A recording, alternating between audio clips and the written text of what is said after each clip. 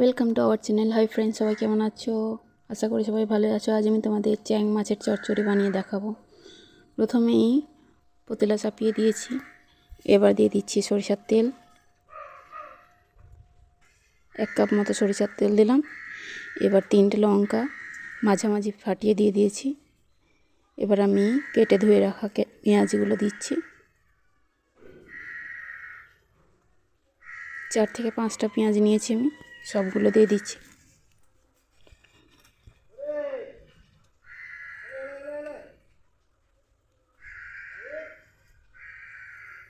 সব পেঁয়াজ দেওয়া হয়ে গেছে।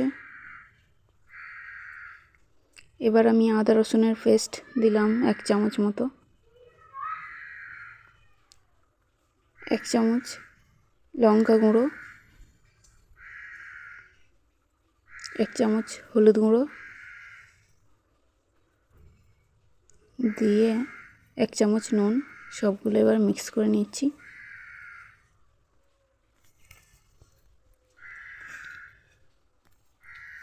সব মিক্স হয়ে গেছে।